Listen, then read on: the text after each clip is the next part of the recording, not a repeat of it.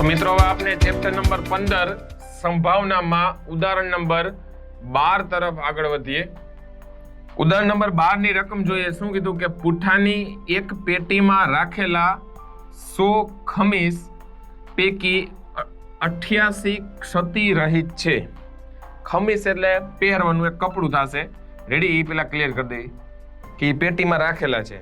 હવે શું કહે છે કે 88 ક્ષતિ રહિત છે, એટલે એમાં કાંઈ ખરાબો નથી એમ, બરોબર, કાંઈ ખરાબ નથી એમ, બરોબર છે। ક્ષતિ રહિત, ક્ષતિ હોય એટલે એનો મતલબ કે કાંઈક ખરાબ હોય એમ, બરોબર, ક્યાંક ડાઘા કે અથવા ક્યાંક તૂટેલું કે રીતે આપણે કહી શકીએ। હવે તે પૈકી 8માં નાની ખામીઓ છે અને 4માં મોટી ખામીઓ છે। આમાં શું કીધું કે 88 માંથી એટલે કુલ છે કેટલા 100, તો એનો મિનિંગ એવો થયો કે 8માં સાવ નાનું ટચિંગ એવું છે, બરોબર છે, ક્યાંક સિલાઈ નીકળી ગઈ એ રીતના, જ્યારે 4માં કેવું છે બહુ મોટી ખામી છે કે જે કે ચાલે એમ નથી, બરોબર છે, પણ એમાં આવેલા છે એ રીતના આપણે માની લઈએ, બરોબર, વ્યવસ્થિત એક્ઝામ્પલ સમજી, ખામીઓ છે। હવે વેપારી ઝીમી, એટલે ઝીમી નામનો એક વેપારી છે, એને ક્ષતિ રહિત ખમીસ જ સ્વીકારે છે। રેડી, એને જે ખરાબી છે એટલે 8માં ખામીઓ નાની છે, ક્ષતિ રહિત જ સ્વીકારે છે, એટલે કેટલા સ્વીકારે છે, સ્વીકારશે તો કે 88। રેડી, એને જ્યાં ખરાબ જે ખમીસ છે એ સ્વીકારતો નથી, એટલે એનો મતલબ કે 12 ખમીસ સ્વીકારશે નહીં। ક્લિયર। અને બીજું એક અન્ય વેપારી સુજાતા માત્ર મોટી ખામી વાળા જ ખમીજ નકારશે, એટલે એનો મતલબ કે શું છે કે એમ કહે છે કે ભાઈ નાનું ટચિંગ હોય, બરોબર છે, નાની ખામીઓ વાળા એ ચાલશે, કાંઈ વાંધો નહીં, પણ મોટી ખામી વાળા છે એ અત્યારે સાઈડમાં રહેવા દો, એ મારે જોતા નથી। તો પેટીમાં એક ખમીજ યાદચ્છિક રીતે કાઢવામાં આવે, એટલે એનો મતલબ કે શું, મન થાય એમ, ખબર નથી, બરોબર છે, કોઈ પણ મન થાય એ રીતના કોઈ એક યાદચ્છિક રીતે એમાંથી કાઢી લે છે, તો પેલું તે જીમીને જો શું કીધું, પેલો ઓપ્શન કે તે જીમીને સ્વીકાર્ય હોય તેની સંભાવના કેટલી, તો બહુ ક્લિયર વસ્તુ છે કે જીમીને સ્વીકાર્ય હોય તેવી ઘટનાને આપણે ઈ કહેશું, અને ઘટના ઈ માટે સાનુકૂળ પરિણામની સંખ્યા કેટલી આવશે 88। કુલ કેટલા હતા તો કે 100, એટલે 0.88 જીમીની સંભાવના થશે વેપારી। Ready, clear, yes. હવે બીજું શું કીધું, તે સુજાતા સ્વીકાર્ય હોય તેની સંભાવના કેટલી, સુજાતા કેટલા સ્વીકાર્ય કરે છે તો કે 88 તો લે જ છે, ક્ષતિ રહી છે કે જેમાં કાંઈ બરોબર પરફેક્ટ છે, સાથે સાથે એને શું કીધું કે જે વધારાના જે ઓલા 4 જી છે, બરોબર છે, કે જે બહુ ખામીવાળા છે, એને કીધું કે તમે સાઈડમાં રાખી દો, બાકીના જે 8 નાની નાની ખામીવાળા છે એ પણ આપી દો, એટલે 88 માં 8 ઉમેરી દઈ, એટલે એનો મતલબ કે શું થશે 88 ને 8 96। રેડી, એટલે જે સુજાતાની વાત થશે મિત્રો, સુજાતાના જે સ્વીકાર કરે છે ખામીસ, બરોબર છે, એમાં સાનુકૂળ પરિણામની સંખ્યા કેટલી આવશે તો કે 96, એટલે 96 ના છેદમાં 100, એટલે થાય શું તો કે 0.96।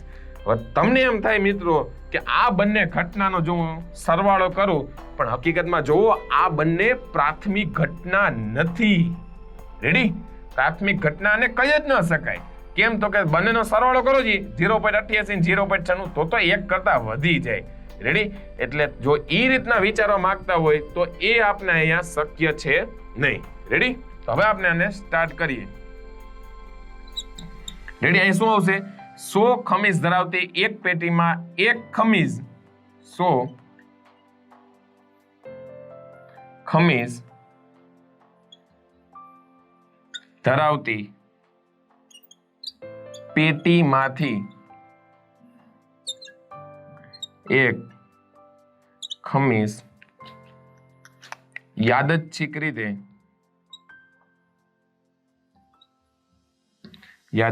રીતે કાઢવામાં આવે છે, તો એનો મતલબ કે આપના માટે શક્ય કુલ સમસંભાવી પરિણામની સંખ્યા બરાબર 100। રેડી, હવે પેલો આપણે સ્ટાર્ટ કરીએ કે જીમીને સાનુકૂળ જીમીને સાનુકૂળ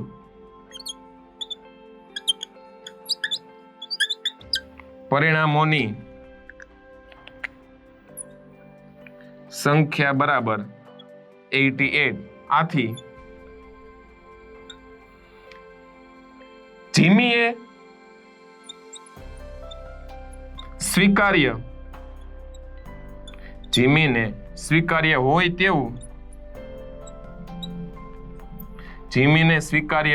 તેવું ખમીસ ની સંભાવના બરાબર શું થશે?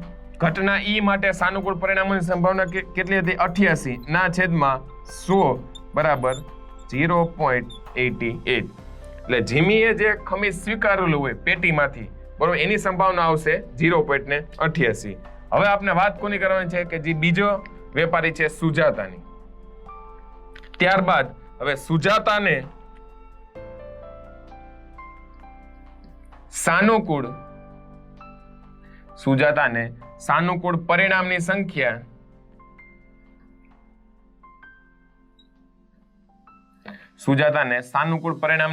બરાબર એને શું કર્યા હતા કે 88 તો ક્ષતિરહિત હતા એ તો લીધા હતા પ્લસ 8 જે બીજા હતા કે જે નાની ખામી વાળા હતા એ પણ લીધેલા 88 ને 8 તો કે 96.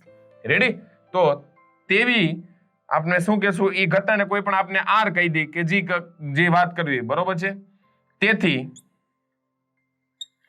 પી ઓફ આપને આને ઈ કહી દી અને અહીંયા કહી દે પી ઓફ એફ બરાબર સુજાતાએ સ્વીકાર્ય હોય તેવું ખમીસ. આમ લખી શકાય. સુજાતાને સ્વીકાર્ય હોય તેવું ખમીસ બરાબર એમાં શું આવશે તો કે 96 ના છેદમાં 100 બરાબર 0.96. તો કે આપના માટે પી ઓફ એફ બરાબર 0.96. તો મિત્રો આ રીતના આપને જીમીએ એક ખમીસ સ્વીકાર્યું તેની સંભાવના મેળવેલી અને સુજાતાએ જે ખમીસ સ્વીકારેલું છે તેની સંભાવના મેળવી. તો મિત્રો આ એક્ઝામ્પલ અહીંયા પૂર્ણ થાય છે. તો આ જ રીતના આપણે બીજા હવે એક્ઝામ્પલ તરફ આગળ વધીએ.